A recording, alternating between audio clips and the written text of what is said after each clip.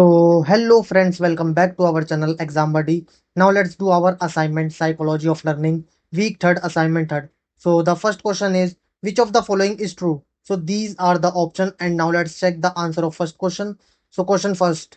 Human memory involves the ability to both preserve and recover information. So, the answer of first question is D. Human memory involves the ability to both preserve and recover information. Now, the second question is dash refers to connections between the nerve cells. So these are the option storage, synapses, neuron, blood. So now let's check the answer of second question.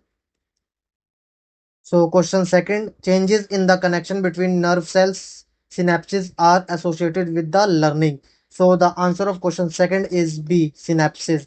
Now the third question is, in order to create a new memory, information must be changed into dash. So these are the option, a usable form, a long form, a short form, a visual form. So now let's check the answer of third question. Question third, in order to create a new memory, information must be changed into a usable form. So the answer of third question is a usable form.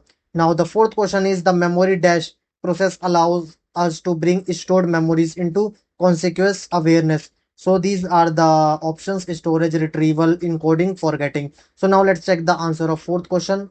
Question four, the memory retrieval process allows us to bring stored memories into consequence awareness. So the answer of question fourth is B, retrieval.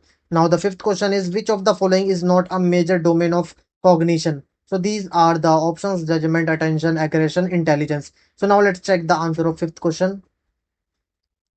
Question fifth, cognition, attention, judgment, intelligence. So, the answer of question fifth is C, aggression. Now, the sixth question is which of the following is not an assumption of the information processing views? So, these are the option, and now let's check the answer. So, question 6, information is processed in steps or stages. There are limits on how much information can be processed. The human information processing system is interactive. Information processing is analogous to computer processing. So the answer of question 6 is B. There are limits on how much information can be processed. Now the question 7th is dash refer to rote rehearsal of repetition. So these are the option: elaborative rehearsal, maintenance rehearsal, meaningful rehearsal, none of the above. So now let's check the answer of question 7. Question 7, rehearsal, maintenance rehearsal, rote rehearsal, repetition. So the answer of question 7 is B, maintenance rehearsal. Now the question 8 is dash presentations can enhance working memory capacity. So these are the option: multimodal, unimodal, one by one, antimodal. So now let's check the answer of question 8. Question 8, simultaneous and mixed mode of presentation multimodal can enhance WM capacity. So the answer of question 8 is A, multimodal. Now the question 9th is episodic and semantic memories are categorized under dash memory. So these are the option: procedural, structural, phonomic, declarative. So let's check the answer of ninth question. Question ninth, declarative memory can be further sub-categorized into episodic and semantic memories. So the answer of ninth question is D, declarative.